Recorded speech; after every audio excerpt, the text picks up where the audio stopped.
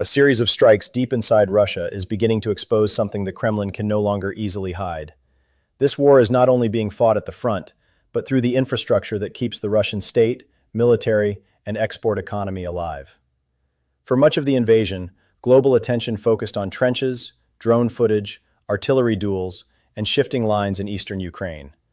But beneath that visible battlefield sits another conflict, one centered on pipelines, refineries, fuel depots, port access, tankers, and the flow of oil and gas revenues that bankroll Russia's war machine. That second war is now becoming impossible to ignore. The latest signal came from the Bryansk region, where a key section of the Druzhba pipeline system was reportedly hit in a covert sabotage operation. The pipeline's name means friendship, a relic of Soviet-era energy integration with Europe. For decades, it symbolized Moscow's ability to bind neighboring economies to Russian energy and turn supply into leverage. Now it has become a vulnerability. What makes the Bryansk strike especially unsettling for Moscow is not only the damage itself, but the method. Reports indicate the blast was triggered remotely, rather than caused by a conventional missile strike or drone impact. If that assessment is accurate, it suggests pre-planted explosives, prior physical access, and a level of covert penetration that should deeply concern Russian security services. A missile strike is dangerous. A sabotage cell operating behind Russian lines is something else entirely. It implies patient planning, local support or clandestine reach, and the ability to choose the exact moment of detonation. This matters because the Druzhba system was already under pressure. Previous disruptions had raised doubts about Russia's ability to keep its most politically sensitive export arteries secure. But another strike after earlier damage carries a wider message. Even repaired infrastructure can be struck again, and the burden of defense rises with every successful attack. Repairing a pipeline is difficult enough. Guarding every section of it, across forests, remote corridors, and long transit routes, is far harder. And the pipeline campaign is only one piece of a much broader pattern. Ukrainian pressure has increasingly focused on the fuel architecture that sustains Russian military operations and generates the revenue underpinning the federal budget. This includes export pipelines, refinery complexes, fuel depots, military supply networks, and the maritime shadow fleet Moscow built to keep oil moving despite Western restrictions. Taken together, these attacks are not random. They form a recognizable doctrine. Target the physical systems that convert Russian energy resources into money, mobility, and warfighting capacity. That doctrine is beginning to bite. One of the most consequential reported operations involved a military fuel pipeline network linked to the Moscow military district. The significance of such a target is hard to overstate. Military power projection depends on fuel discipline. Tanks, aircraft, air defenses, logistics trucks, and reserve stockpiles are not abstract capabilities. They rely on constant movement of fuel through protected infrastructure. If major supply lines are disrupted far from the front, the effects can cascade outward into reduced readiness, longer delivery routes, slower repair cycles, and greater vulnerability for resupply convoys. That is why pipeline strikes inside Russia are so dangerous for the Kremlin. They force the state to spend resources on guarding depth areas it once assumed were secure. They increase the burden on already stretched transport networks. And they raise a basic question Russian planners do not want to confront. How much of the homeland infrastructure behind the war can still be treated as safe? At the same time, a parallel campaign against refineries has become one of the most strategically important features of the war. Ukraine's long-range drone operations have repeatedly targeted refining capacity rather than only crude production. That distinction matters. A country can sit on enormous hydrocarbon reserves and still face fuel stress if it cannot refine efficiently. Crude oil alone does not move armored columns, civilian transport, farm machinery, or aviation assets. Refined products do. If refining capacity is degraded, bottlenecks begin to appear everywhere else. This is exactly why refinery strikes matter more than raw production figures might suggest. Precision damage to distillation units, catalytic cracking systems, storage facilities, or other core components can sideline an entire complex for extended periods. And unlike field repairs to simpler infrastructure, refinery restoration is technically demanding, capital-intensive, and often constrained by sanctions. Russia can still produce crude.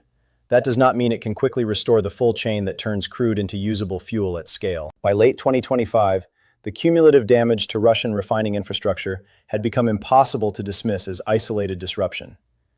A significant share of major refining capacity had reportedly been damaged, degraded, or intermittently knocked offline during repeated waves of attacks. Even where facilities were not fully destroyed, recurring disruptions imposed costs that extended far beyond the blast radius. Output instability, emergency repairs, disrupted transport planning, insurance stress, and labor reallocation all contributed to a climate of chronic vulnerability. The result has been a paradox that cuts directly against the Kremlin's image of strength. One of the world's largest energy producers has struggled to guarantee smooth domestic fuel supply under wartime pressure. That contradiction is becoming visible in places where Moscow can least afford humiliation. Crimea is one of the clearest examples. For years, the Kremlin treated the peninsula as proof that Russian rule meant stability, permanence, and material advantage. But when fuel rationing appears in a territory the state insisted was fully secured and permanently integrated, the symbolism becomes devastating. A government that promised power and plenty is reduced to managing scarcity. The political cost of that image is larger than it may first appear. Occupation does not survive on coercion alone. It depends on a story, that life under the occupying power is orderly, functioning, and sustainable. Fuel queues, curtailed transport, and visible shortages attack that story directly. They weaken the claim that Russia can reliably govern what it controls. And the pain does not stop in occupied territory. It is spreading into Russia's own internal economic and military geography. Southern Russia is particularly exposed because it plays multiple roles at once. It is a logistics zone for the war, a transit belt for fuel movement, and a critical agricultural region. When depots in areas like Rostov are struck or refining capacity further north is impaired, the effects ripple quickly. The military takes priority allocation. Civilian and commercial sectors absorb the shortage. Farmers feel it through diesel scarcity. Transport operators feel it through delayed deliveries and rising costs. Regional populations feel it at the pump. That dynamic is politically dangerous because it widens the war's domestic footprint. The Kremlin has long relied on a quiet bargain with society, political control in exchange for the assumption of resource stability. Citizens were not promised liberalism. They were promised that Russia, whatever its flaws, would never run out of fuel, heat, or the basics of industrial life. That promise becomes harder to maintain when visible shortages begin appearing, not because the country lacks resources, but because the wartime system can no longer distribute and protect them properly. Diesel shortages in agricultural regions are particularly serious. Modern farming depends on uninterrupted fuel supply for planting, harvesting, transport, and storage. Interruptions do not merely inconvenience farmers. They compress working windows, reduce efficiency, and threaten downstream food pricing. Once fuel scarcity reaches the agricultural sector, the effects can move from energy stress into broader inflation and food security anxiety. This is where infrastructure warfare becomes more than a military tactic. It becomes a method of forcing difficult trade-offs inside the Russian state. Every leader diverted to the front is a leader not used in civilian transport or production. Every damaged depot increases delivery distances. Every longer delivery route creates new exposure to drone surveillance, sabotage, or mechanical stress. Over time, the entire system becomes more expensive and less resilient. And all of this is happening while the state is losing revenue from the same sector. That revenue question is central. Oil and gas have long been the fiscal lungs of the Russian state. Export earnings do not simply enrich connected elites. They underpin defense production, social obligations, regional subsidies, and wartime stabilization. When that revenue stream contracts sharply, the pressure moves through the budget in multiple directions at once. A major drop in energy income is not just an accounting problem, it is a structural shock. Russia can borrow, redirect spending, print selectively, squeeze regions, or draw on reserves. But all of those responses carry costs. A sustained decline in the budgetary contribution from oil and gas forces harder choices about military spending, internal repression, subsidies, infrastructure, and political patronage. It becomes harder to fund everything simultaneously, especially in a long war. This is why the attacks on export systems matter as much as the damage to domestic fuel supply. The Kremlin has tried to compensate for refinery disruption by leaning harder on crude exports. That workaround can stabilize revenue temporarily, but it only works if export corridors remain open and buyers remain willing. And here, too, the environment is becoming more hostile. Maritime pressure on Russia's shadow fleet is one of the most significant developments of the last phase of the war. After sanctions and price cap mechanisms were imposed, Moscow built a parallel shipping network, made up largely of aging tankers, opaque ownership structures, shell company registrations, and flags of convenience. These vessels allowed Russian crude and petroleum products to keep moving to markets willing to buy, often through murky intermediary arrangements. It was a workaround designed to preserve export flow while blunting Western pressure. For a time, it worked well enough. But it also created a fragile ecosystem dependent on secrecy, permissive jurisdictions, weak enforcement, and the assumption that physical risk at sea would remain limited. That assumption is now under strain. Ukraine's campaign has increasingly signaled that sanctioned maritime energy traffic is no longer only a legal target. It may also become a kinetic target. Reports of strikes on tankers linked to Russian oil transport, including ships operating in the Black Sea and beyond, have changed the risk calculus for operators, insurers, intermediaries, and partner companies. A tanker owner may tolerate legal ambiguity. It is much harder to tolerate the possibility of actual physical attack. That change is especially important because the shadow fleet depends on marginal actors willing to accept reputational, regulatory, and safety risks in exchange for profit. Once the physical danger rises, that calculation begins to break down. Crews become harder to recruit. Insurance becomes more expensive or unavailable. Port access grows more uncertain. Chartering decisions become politically and commercially sensitive.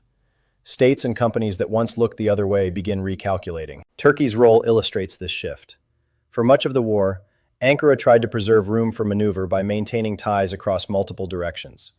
It sold military systems to Ukraine while also preserving channels with Russia. But even for actors comfortable operating in gray zones, there is a limit.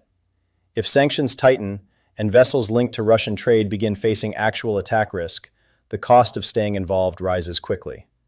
The reported withdrawal or scaling back of major Turkish-linked shipping activity tied to Russian cargo is therefore significant. It suggests that doing business with Russia's wartime energy system is becoming not only controversial, but dangerous. This matters because every weak link in the shadow fleet ecosystem amplifies the effect of sanctions. The fleet was designed as an escape hatch. If enough operators, insurers, registries, and logistical intermediaries step back, the hatch narrows. Oil can still move, but less smoothly, less cheaply, and under greater pressure. The escalation from crude logistics to liquefied natural gas adds another layer. Russia has long hoped LNG would help offset the gradual collapse of its traditional pipeline leverage over Europe. The vision was straightforward. If pipeline gas becomes politically toxic in European markets, build an LNG export future oriented toward Asia and alternative buyers. That future required massive capital investment, specialized Arctic logistics, advanced tankers, and stable maritime routes. It was supposed to be the next chapter of Russian energy strategy. Instead, that strategy is now under severe stress. Production setbacks at major LNG projects, sanctions on key vessels, and growing pressure on maritime transport have all contributed to a much darker outlook.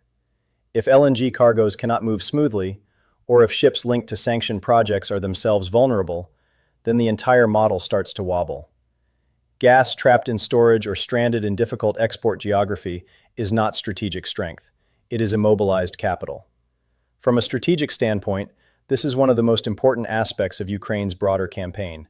It is not merely attacking today's fuel stocks. It is eroding Russia's future ability to rebuild energy leverage after the war. That matters because Moscow's long-term geopolitical weight has depended not just on military force, but on being an unavoidable energy state. If that status weakens materially, Russia's external influence weakens with it. Belarus is another casualty of this transformation. For years, Minsk relied on Russian crude flows and refinery economics as part of the foundation of its survival model. Cheap or politically managed Russian oil could be refined and monetized, generating state income and reinforcing the economic architecture that helped keep Alexander Lukashenko in power. In simple terms, Russian energy transit was not just trade, it was regime support. Disruption to those flows therefore creates a second-order political problem. If the Druzhba system is repeatedly hit or rendered unreliable, Belarus loses more than throughput. It loses predictability, transit income, refining margin, and a core pillar of state resilience. For a regime dependent on subsidies, coercive capability, and economic control, that is dangerous terrain. Hungary's reaction also matters, though for different reasons. Budapest has been one of the last major European capitals still more exposed than most to Russian energy entanglement, and more politically willing than most to preserve that connection. A hit to a key Russian export route, therefore, does not only create commercial disruption, it sharpens a larger question Europe has been wrestling with since the invasion began. How much vulnerability still remains inside the continent's energy architecture, and which governments are still betting on a system that is becoming less secure by the month? That broader European context is critical. Russia once believed energy would divide the West, erode political will, and make long-term pressure unsustainable. Instead, the weaponization of supply pushed much of Europe to accelerate diversification. The more Russia used pipelines as leverage, the stronger the incentive became to build around them. Now Ukraine's attacks are compounding that process by making the infrastructure itself appear less stable, less bankable, and less strategically useful. This is one of the deepest ironies of the war. Putin began the conflict believing energy would remain one of Russia's ultimate instruments of coercion. Instead, that same energy system has become one of the war's most vulnerable fronts. The insurance sector has understood this for some time. Terrorism risk, sabotage risk, and wartime energy infrastructure exposure have all surged. When loss ratios rise beyond sustainable thresholds, the industry begins treating entire classes of risk differently. That affects not only headline cargoes, but financing, repair, contract terms, and the willingness of international actors to remain involved.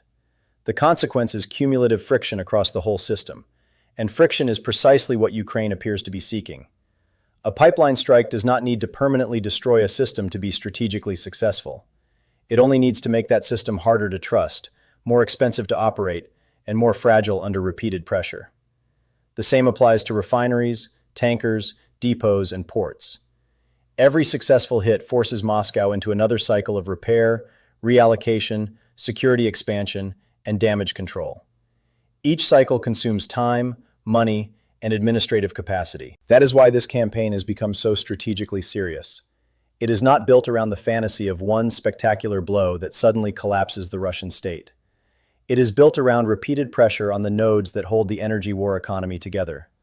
The goal is cumulative degradation. In practical terms, that means disconnecting Russia in stages. Disconnect the export network from certainty. Disconnect the refining chain from stability. Disconnect the military from easy fuel logistics. Disconnect occupied territories from the illusion of normal life. Disconnect allied or dependent regimes from subsidized flows. Disconnect the federal budget from reliable energy income. Seen this way, the war against Russian energy infrastructure is not a side campaign. It is one of the clearest attempts to attack the material foundation of Russia's ability to keep fighting. And the pattern may intensify. If pipeline and refinery attacks continue while pressure grows on maritime transport and port infrastructure, Russia's workaround options narrow further. The country can reroute only so much through alternative channels. Rail capacity is finite. Repair crews are finite. Protected depots are finite. Buyer confidence is finite. The appearance of resilience can be maintained for a while through improvisation, but not forever. This is especially true if global market conditions continue to give Ukraine's partners more room to tolerate disruption without immediate domestic backlash. If international markets remain relatively cushioned, the political cost to Western governments of tightening the screws on Russian energy remains lower than the Kremlin would like. That makes sustained pressure more feasible. Meanwhile, alternative buyers are no longer as reliable as Moscow once hoped. India has faced growing scrutiny and pressure. China remains interested but cautious, bargaining hard and moving on timelines that suit Beijing rather than Moscow. Grand replacement strategies that looked plausible on paper have run into the reality of sanctions, shipping limits, financing obstacles, and wartime uncertainty. All of this leaves the Kremlin facing a deeply uncomfortable truth. The energy system that once gave Russia strategic confidence is now forcing it into a defensive posture. That does not mean Russia is on the verge of immediate economic collapse. States of this size can absorb extraordinary pain, especially when they are willing to squeeze their own populations and regions. But it does mean the war economy is becoming more brittle. It means the margin for error is shrinking, and it means that the longer this infrastructure campaign continues, the more Russia may find itself spending growing resources just to maintain a lower level of function. That is a losing trajectory in a long war, because in the end, this is what Ukraine appears to understand with increasing clarity. Russia does not need to be defeated only at the line of contact. It can also be weakened by forcing its energy empire to operate under permanent stress, repeated disruption, and declining returns. The strikes in Bryansk, the attacks on military fuel systems, the refinery campaign, the tanker pressure, the LNG disruption, the shortages in Crimea, the diesel stress in agricultural regions, the uncertainty in Belarus, and the concern in Hungary all point to the same conclusion. The center of gravity is moving. Russia's war machine still has men, weapons, and depth, but it runs on fuel, exports, and money. If those systems keep breaking faster than they can be restored, the consequences will eventually move from inconvenience to strategic limitation. And that is why the latest strike on a key Russian energy route matters so much. It is not merely another explosion in a forest or another plume of fire on a satellite image. It is part of a larger campaign to make Russia's greatest economic weapon unreliable, expensive, and increasingly self-destructive. Putin tried to turn energy into a tool of geopolitical intimidation. What is emerging now is the reverse. Energy has become one of the most effective ways to pressure his war from within.